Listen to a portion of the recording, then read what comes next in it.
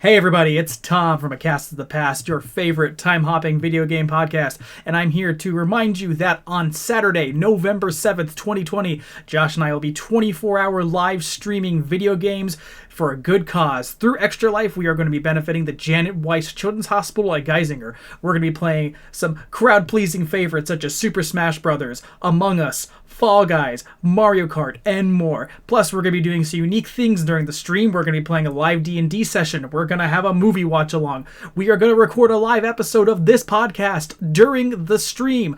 And you can buy in for some fun activities. There will be a tier list of donations. Any dollar you give will be appreciated, but the more you give, the more you get. There'll be some special interesting things to see, so come on out on Saturday, November 7th from 3 p.m. till 3 p.m. the next day. It's going to be 24 hours of awesomeness, and we hope to see you there.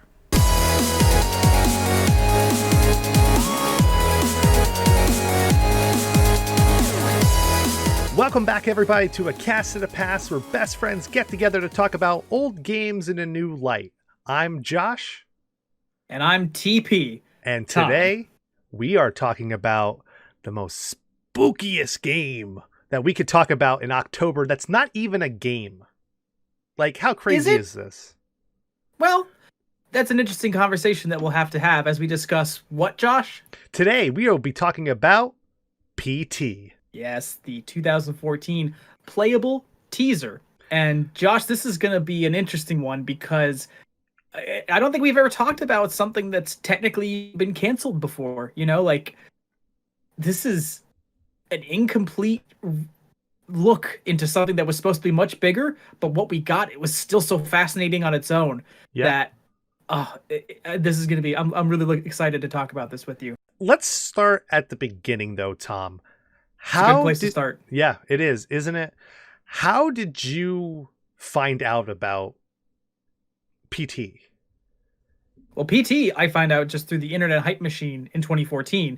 This was a PlayStation 4 release, so I didn't have a PS4. I could not play this. But when this blew up and people realized what it was, it made waves. How about you, Josh? And in addition to how you heard of it, can you kind of explain for the audience what I mean by what PT was? So this just pretty much shadow dropped on the PlayStation Store. And it was in the demos, and people were like, what is this game? And so many people in my gaming sphere that I know were just talking about this horror game, this horror demo, or we didn't know what it was. It just randomly shadow dropped for free. And people were like, man, it is terrifying. It is scary. We have no idea how to play it. What is the premise of it? What is the purpose? But it was terrifying. And throughout the time of it being done, I think it took like a week or 2 weeks or something like that for someone to figure out how to actually beat it. And then when word got out what it was, the internet blew up. Like, it was one of those weird, I don't know, one of those weird collaborations. And we talked about it a long time ago with Chrono Trigger, that it was 3 big head honchos of these just factions of different parts of media coming together to make a game. And when it revealed that it was Silent Hills, the world lost its mind. Yes, a full-blown reboot or maybe reimagining of the Silent Hill franchise. And how about, you did this for me on the Chrono Trigger episode. I'm going to give you the basketball team intro music. I need you to do the big 3 who are bringing this game. So hang on. Ladies and gentlemen, coming down, the actor, you know him from The Walking Dead and The Boondock Saints, Norman Reedus. The writer, director of such cult classics like Hellboy and Hellboy 2, Guillermo del Toro. And you know him from the Metal Gear Solid franchise and Zone of Enders, Hideo Kojima. Whoa, big 3, am I right? It's a huge 3. Norman Reedus was pretty much riding that high of The Walking Dead going into this. Everywhere. He was the freaking Boba Fett of that show. He's crossbowing it all over the place. Nothing against him, but yeah, the hype around his character when that show was still at its ratings peak. Yeah. Just putting Norman Reedus in a game like this was out of nowhere. Yeah. And then you find out that it's being helmed by Del Toro, master of modern horror, and Kojima, master of cinematic gaming. Like, it's just like, holy poop. Just incredible. Yeah. Incredible. I so mean, Josh. Whew. Oh, Josh. Mm-hmm. I got to ask you. So, Silent Hill as a series. Yes. I got nothing on it. Okay. I'm aware of it. I've seen the first film adaptation, which is great. It's a really It's a really good video game movie adaptation. In terms of movies based off of video games, which I enjoyed. I'm sorry. I gotta go into this. Hits a very close place to home. Tell them why. Tell them why this game has me and Tom grew up. Where me and Tom grew up, it's the movie. The game doesn't really take place based on this location, but close to where me and Tom grew up, there's a place called Centralia, and Centralia was actually the brainchild of the story for the movie itself. And honestly, from where we lived, it was like 10 miles down the road, not even. Like, we could get there in like 10, 15 minutes, like through some back roads, and we're boom, right in Centralia. And it was really cool because Centralia is a town that has a fire burning underneath it still to this day.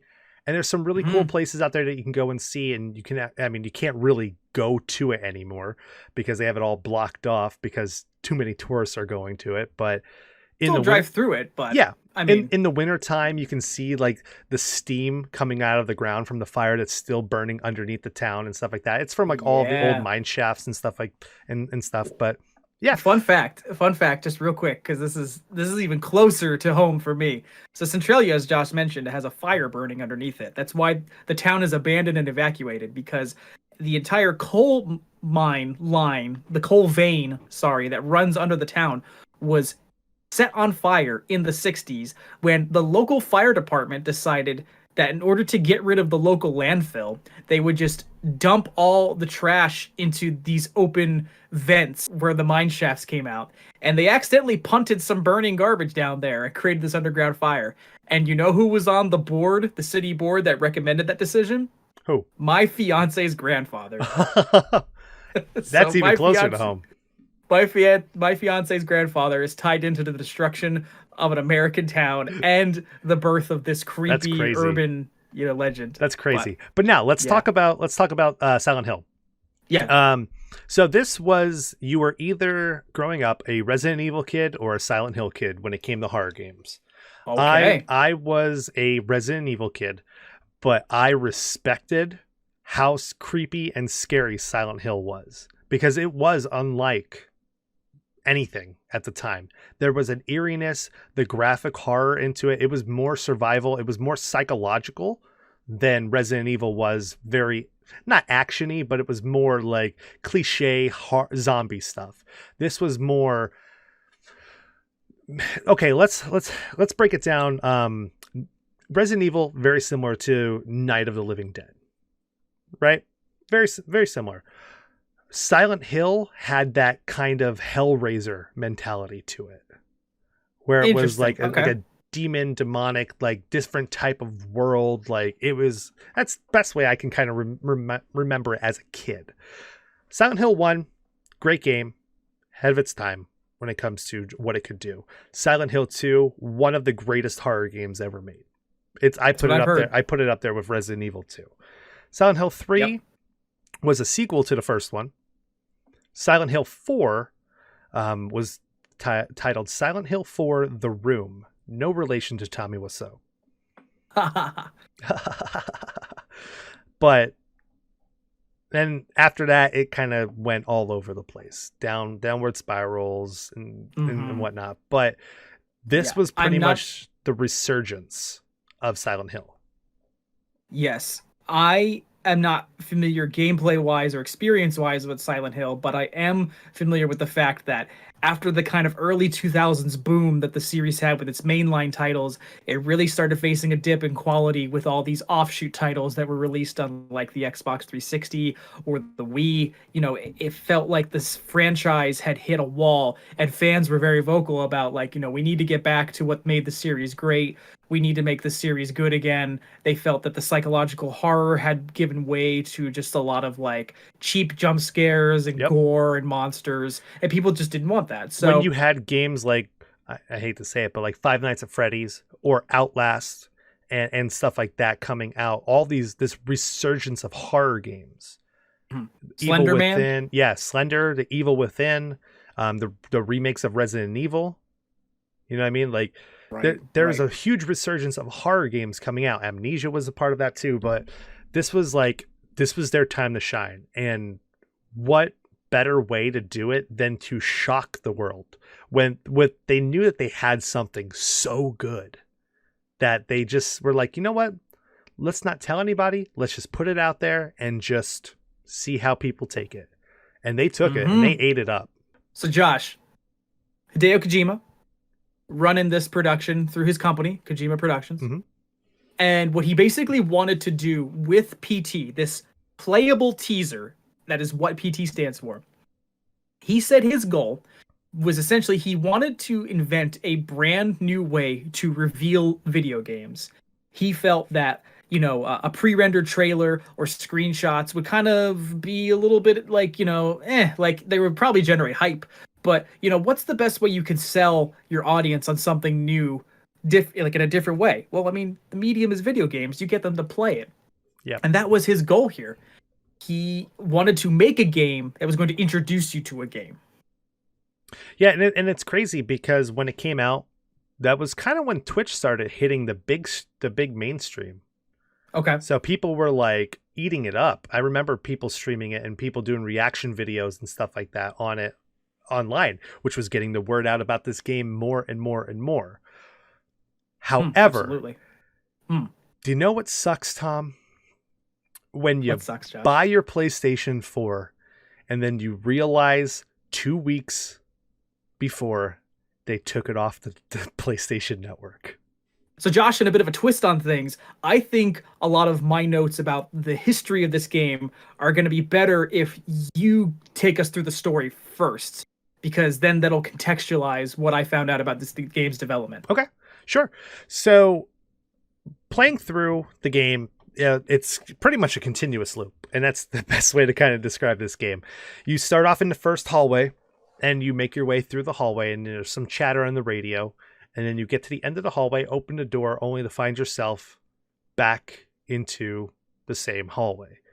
And it's like an L-shaped hallway, essentially. If I'm holding up my hand in the reversed mirror webcam, like you start here and you go up, and then you turn a corner, and there's like a little kind of lobby area of this nice upscale house that you're in, vestibule. and then little vestibule. Thank you. Yes, and then you get to this door, and going through this door sends you back to this door. Right.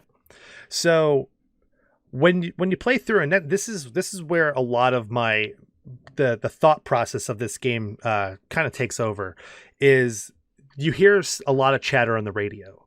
And the radio plays a big key part of this game itself. And the radio is talking about a father murdering their family, right? And through the radio broadcast, as you constantly keep going through, you find out that there was 2 more families that were also murdered. Same way, but there was no connection to them. It was just something where the dad just lost it and killed the whole family. And the word that I think it's called familicide, which is like the terminology that they use for that in like actual psychological studies and whatnot.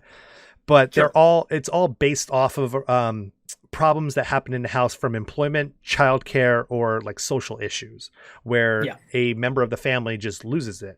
And a very similar story to that is something along the lines of like the Amityville Horror. Like the radio chatter very explicitly lays out everything you're doing. Like this reporter is not just telling the news report of a grisly murder that happened, the news reporter also waxes. He's like, what could have caused this? Could it have been a breakdown in family employment? Could it have been psychological depression? You know, like I was like, wow, news reporter, way to really like, you know, get in on this. Right. So as you keep going through, weird things are happening in the room. Every time you go through, there's several different loops that you can keep going through and doing. Sometimes a picture might fall over. Sometimes nothing happens at all. Sometimes a door opens or a door doesn't open.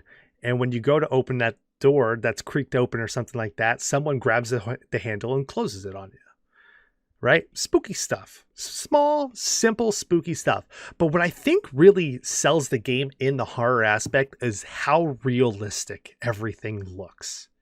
It actually looks like you are in a house. So you get a feeling of that you are safe or you are home or there's something eerie there. Yeah, and could I speak to that? Because I think you're right. The production design of the level is incredible in that it feels so familiar. Like I think everybody has been in a house like this at one point or another. But the other thing is just the HUD, the design of the graphical interface. I assume you played this with everything left their defaults. Mm-hmm. They do a degree of like motion blur. And also, like, the camera wobbles with each step, you know, like, as if, like, the gait of this player is, like, the gait of this person that you're seeing through their eyes, like, makes them move. So it really creates this eerie offset of, like, I'm in somebody's actual shoes.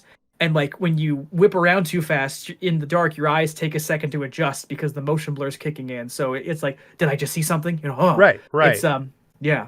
Like, it's so weird, like, this house feels lived in.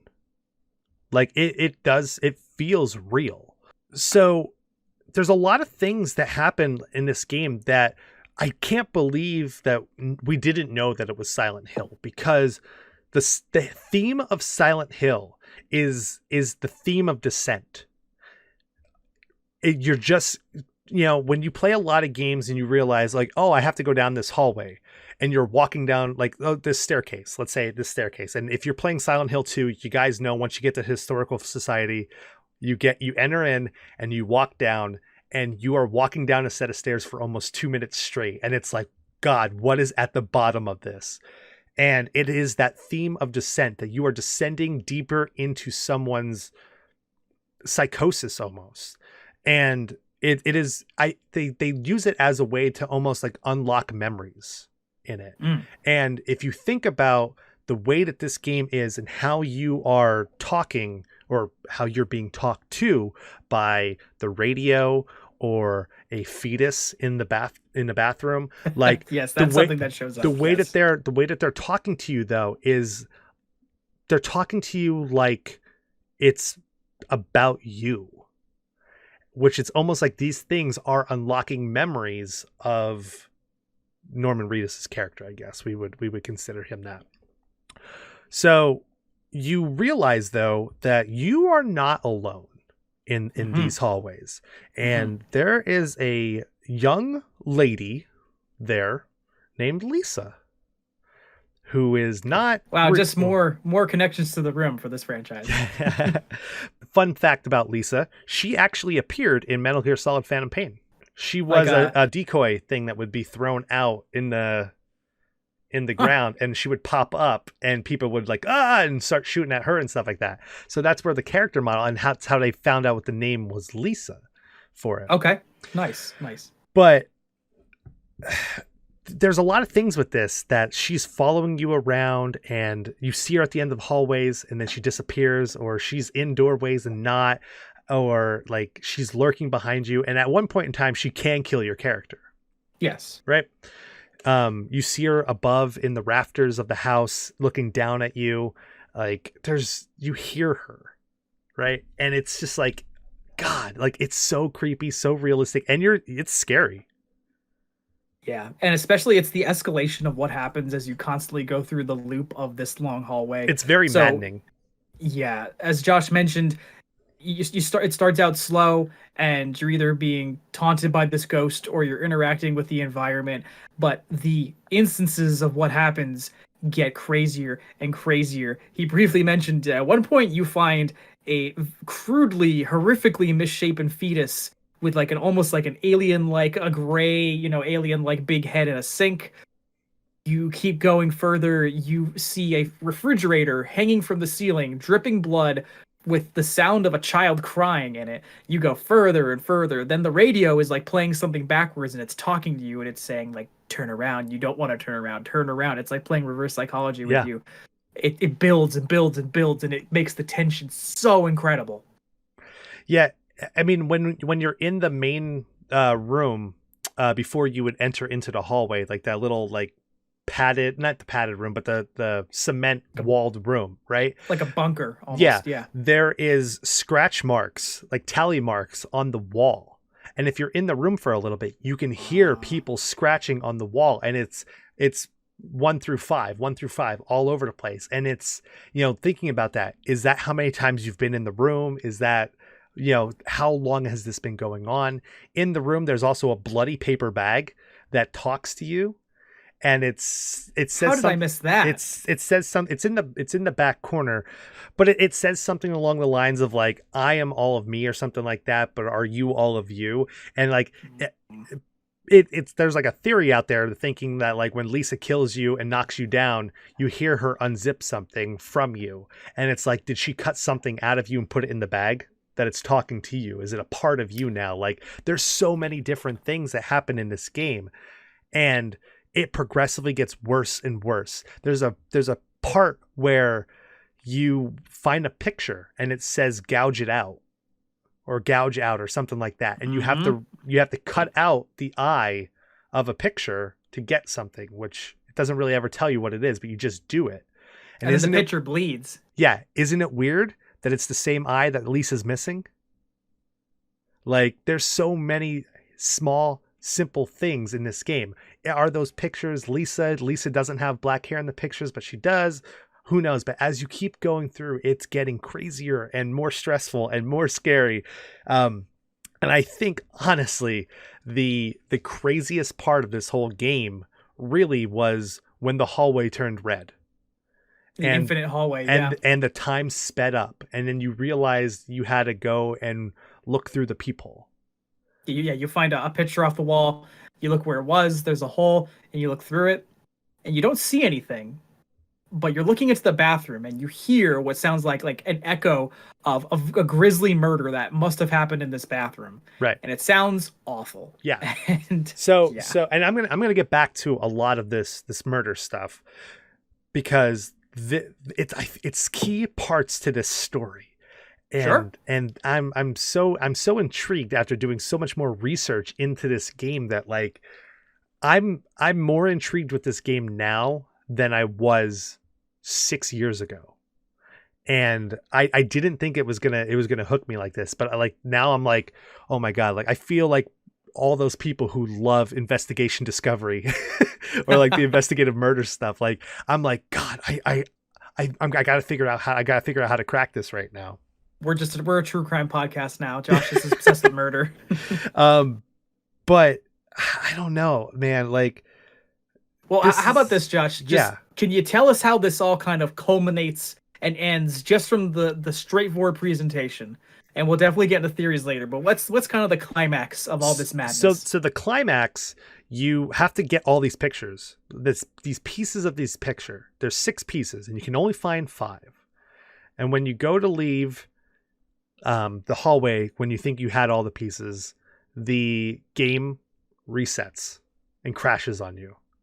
Yep. Very similar to a Psychomantis fight. Mm-hmm. And it kicks back on, and you start at the beginning again, and then you can go and find the last piece, which is hidden. These pieces of the photo. If I didn't have a guide with me towards this, I would have never found any of this stuff. Oh, we're gonna talk about that. But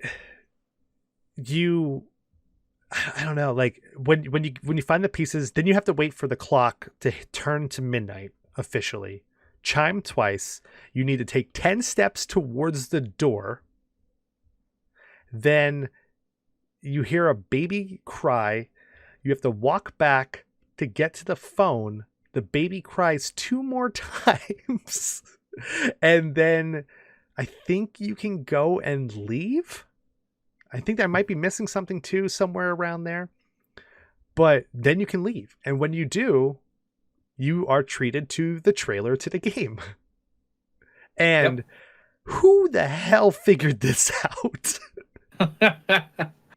Oh, well, I will say this.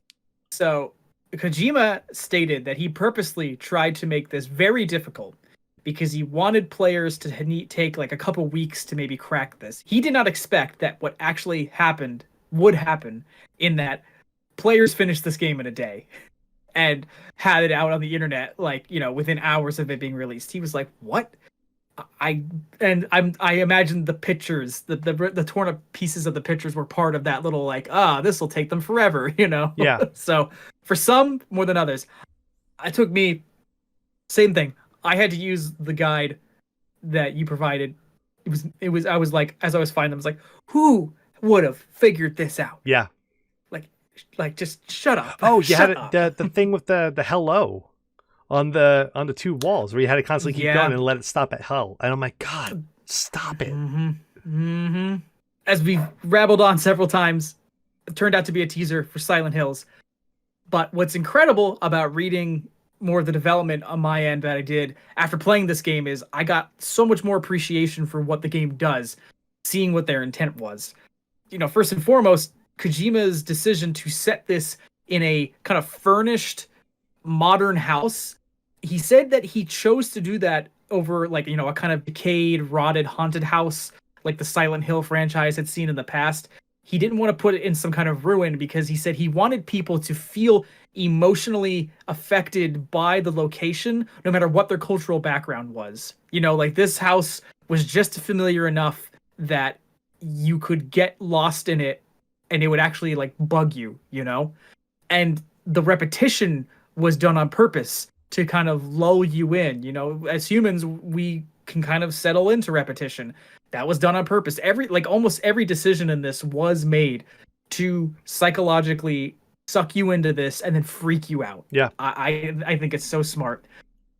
So Josh, something really interesting. Now we can talk, and we will talk at length about our kind of theories about what PT was doing. But Kojima stated that basically nothing from this playable teaser was going to be canonical to the plot of the actual Silent Hills game. Basically, he said that like the gameplay mechanics and themes and mood and atmosphere were going to be built up from this teaser, and we would have gotten like, the next evolution of that in the final game. But this is not meant to be like, if you play this and go, oh, I wonder what this would have connected to if Silent Hills hadn't been canceled. It wouldn't. This is just kind of like a first impression, not a prologue, I call bullshit on that one. You really think? I really do. And once we get into theories and once we get into ideas, because the whole thing is in this game right here, like, Are you playing as Norman Reedus? I have read that the character model within the actual playable thing, it is Norman Reedus' like asset. Yeah, right. The asset so is that's based the thing. off It's him. So why would they incorporate him into the end trailer if what's going on right now wasn't anything a part of him? My assumption is that like the full Silent Hills game would have been just a unique story. A new unique story still involving him and still basing the character model. It's just that this was just meant to be a test run, know? If you think about it, they used to do this a lot more in the mid 2000s, but Pixar, their first teaser trailers for their movies were usually just one-off like sketches or things that didn't end up in the final movie. The teaser trailer for Ratatouille, it's just him and his brother talking, and that doesn't play into the movie at all. It's more just like, here's the characters, here's the concept, here's the world, but this isn't meant to be like the rest of it. So I just throwing it out there as like a an analogy. I miss when Pixar did that. I do too. Okay. Sticking kind of in the realm of movies, we're just talking.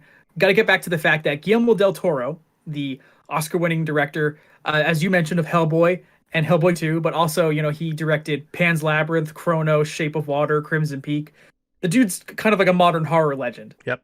He is listed in the credits when this appears. But interestingly, he was specifically going to direct this game, which breaks my heart that this didn't happen even more. Because how many high-profile Guillermo del Toro projects were we robbed of in the last decade? We really were. He was supposed to direct the Hobbit trilogy. Nope. He was supposed to direct Silent Hills. Nope. And something I maybe I knew this at a time, but he was going to direct a survival horror video game called Insane for THQ. And they were developing that, and then it got canceled in 2012. And he's legitimately quoted in an interview with IGN as being like, Silent Hills being canceled broke my heart.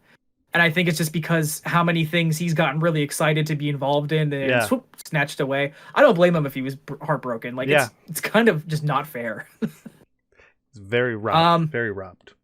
Yeah. Are you a fan of his work? I'm over here fanboying, but I do like his work. I've seen both Hellboy movies and I loved them. I have not seen Shape of Water. I saw part of Pan's Labyrinth. I really like them, and we are going to be watching in the next day or two, Scary Stories to Tell in the Dark, which he produced that, which is a lovely children's book. All those were great back in the day, getting them from the school library. Yeah, but I love Guillermo. I love him. Yeah. He's a wonderful person. I don't know him personally. If you want to be my friend, though, you can. Oh yeah, GDT. I love thee. But anyway, Kojima, being a big movie buff himself, I'm sure he was excited to work with Del Toro. And Kojima even mentioned, this game was inspired a lot by horror movies that he loves.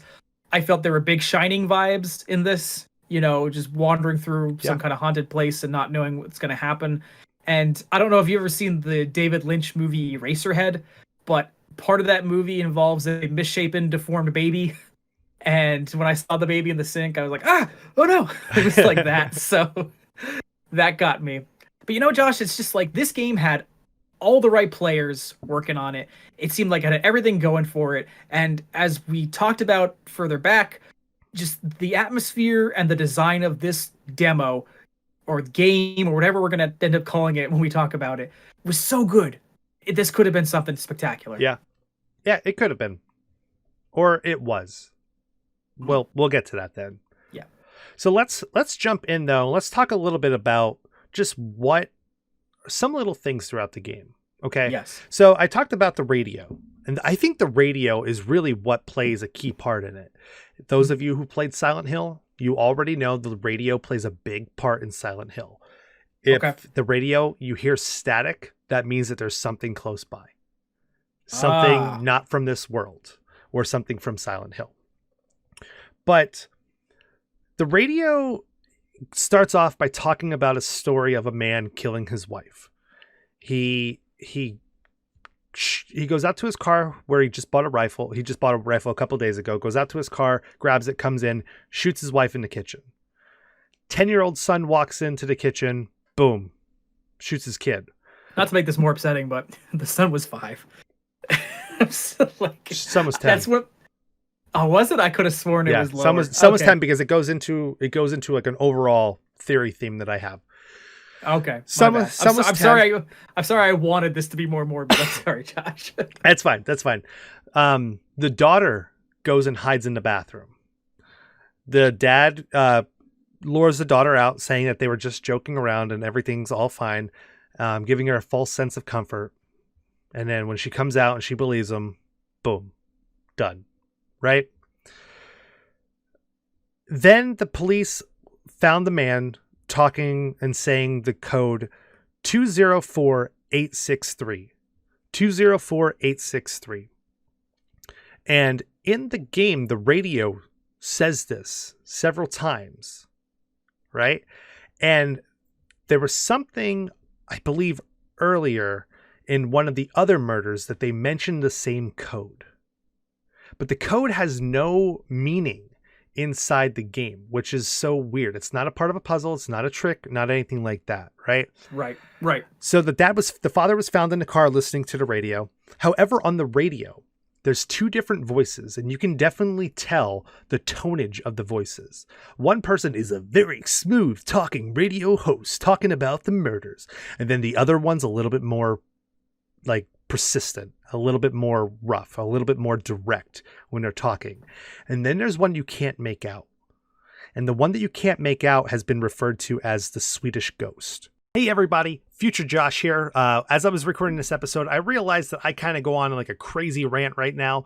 And you'll notice once I come out of this part of the video here that Tom is going to be a little bit worn down from what I was talking about, because I kind of go on this whole big crazy rant and it's a little bit much. So what I'm going to do is in the description of this video, I'm going to put a link to a group called The Great Debate, and they actually have an episode called PT's Hidden Meaning. And that's where a lot of my theory and stuff like that comes from this, because I think they hit on a lot of great things when it comes to the message or theories inside of PT itself. So go over there, give them a good watch, and maybe, you know, might get some extra ideas of what PT means or what the story was going to be about. But let's take it on back to past Josh and Tom. That was certainly a lot. It was. And I'm going to break it down easier for the listeners. And it was all very interesting. I'm not going to lie. I think it makes me look at a couple pieces of the narrative in a different way. I'm going to honestly say that I didn't go that deep on it. And, you know, my interpretation is not that the player character, Norman Reedus, is not maybe in any way necessarily connected to anything that had been happening. I think we're witnessing somebody who is, like us, diving into some kind of larger thing that he's being dragged into, or that maybe he's been recruited into solving. Because here's a key thing. Towards the end of the game, something important that gets brought up that I don't believe you mentioned is, like, after you kind of like solve the puzzle of the house, before you go out the front door, one of the last things that happens is that the phone in the house rings. And when you answer it, it says, "You've been chosen." And then you leave. And the voice that says "you've been chosen," it sounds like the voice actor who was voicing the fetus, and then who also does the voiceover saying, like, "I'm coming back" at the end, right? Right.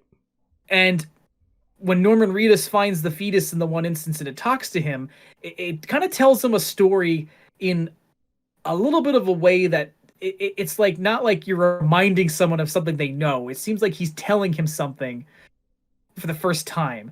And so what I'm basically getting at is, like, my kind of theory on this is that Norman Reedus's character may be a third party through maybe some supernatural circumstances, is trying to solve, you know, what is the connecting factor behind all these murders. Like, the murders do seem like there is a pattern there with the code, with how grisly they were, with, you know, their timing and all that. He's looking at the peephole, and the audio that we're hearing of this murder cannot possibly be the murder of the family with the gun. This Correct. is clearly some kind of knife. So it was the other, you know, the other murder that was talked about. Like, yeah, right. So I think this was like Norman Reedus is like some kind of supernatural conduit, and he is receiving a calling to investigate.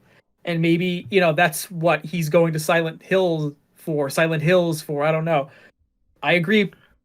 The game does play a lot in like this like alternate dimension, alternate reality thing, because even the opening lines, you know, there's some text at the beginning over black that's just like the gap in the door is the gap between our world and another reality. correct. So that's what I kind of lean towards, and kind of assuming what the overall goal of PT was. Yeah, and then I know I went way too crazy into it. It's all good. Hey, I'm not judging. Not judging. Yeah, I like where you're going. I like your mindset to it. It is an alternate, a different take on Silent Hill. Mm-hmm. One thing about Silent Hill, though, you don't get to just go to Silent Hill.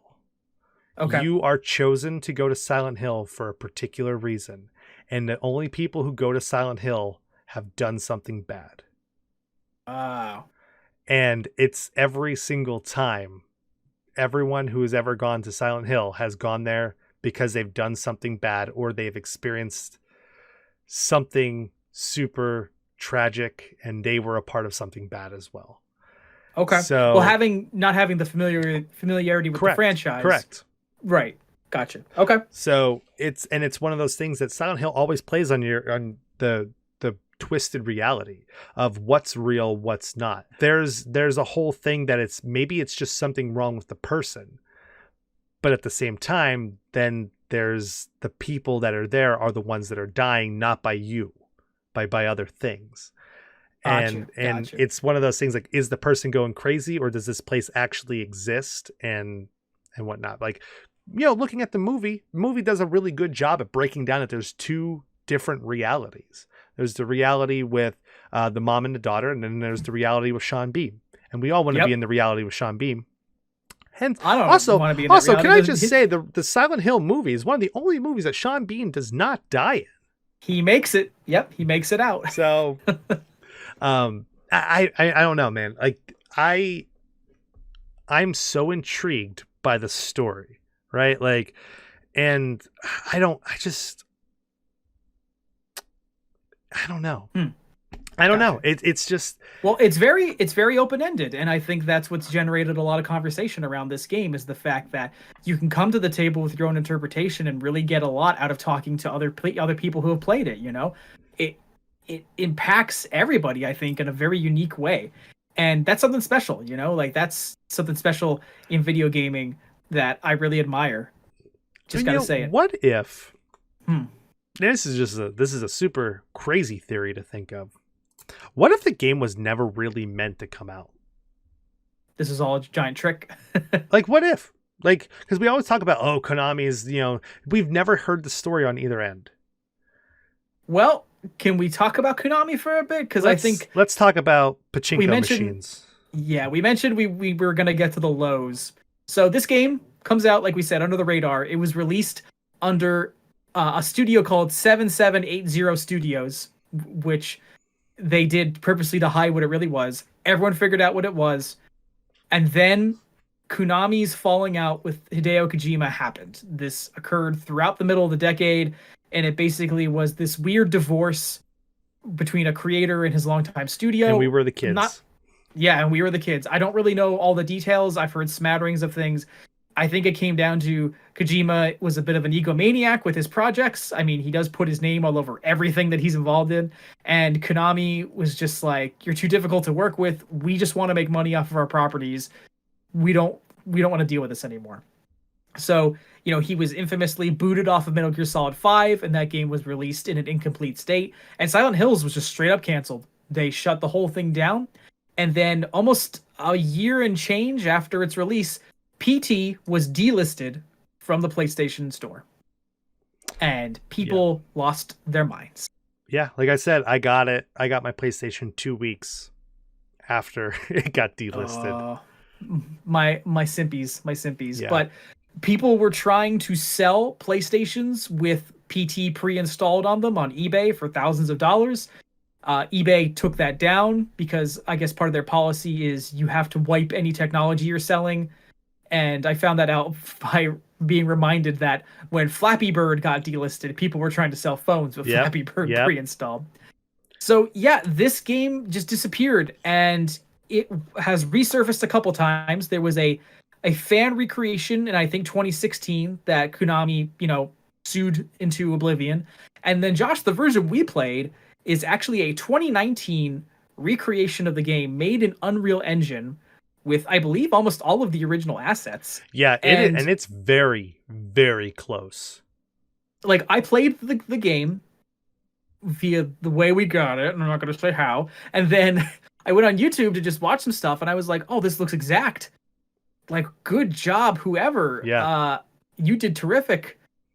So, that's the only really way you can play this game at the moment, is to kind of watch gameplay footage or to, find a way to play it unofficially. Which is really funny because on Twitch, if you go to like stream PT, because I was going to say like, because the one that we got is called Unreal PT.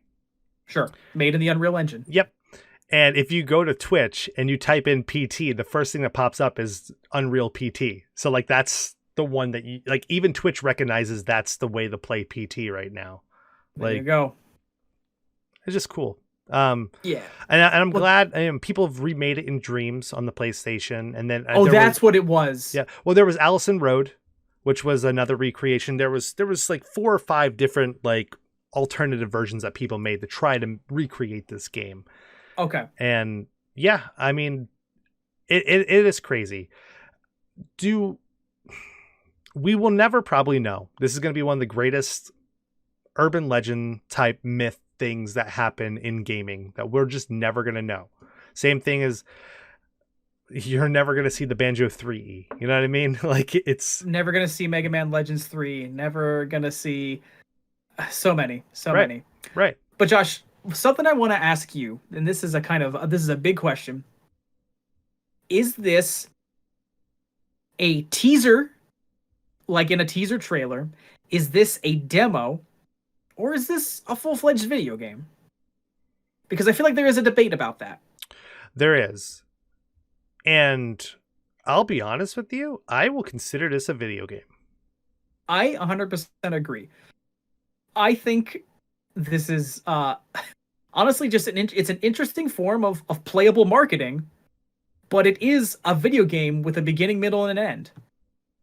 Yeah. And just considering that Kojima said that this was not going to canonically tie into Silent Hills, standalone. To me that means this is a standalone game. Yeah.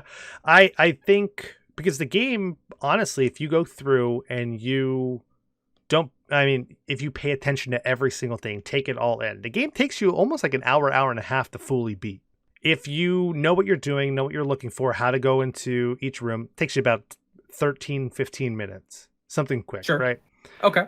You figure a minute for each lap that you're doing. But yeah, I mean, like, I would consider it a full, because it's an experience. I believe it is a game because it's very similar to, like we talked about with Pixar. Before every Pixar movie, there's another like movie in front of it, right? Yeah. That's not a trailer. That's not a teaser. That has a beginning, middle, and end, right? Sometimes it's heartwarming. Sometimes it's actually, I think they're all really heartwarming. Unlike this, which is the complete opposite of heartwarming. Yeah.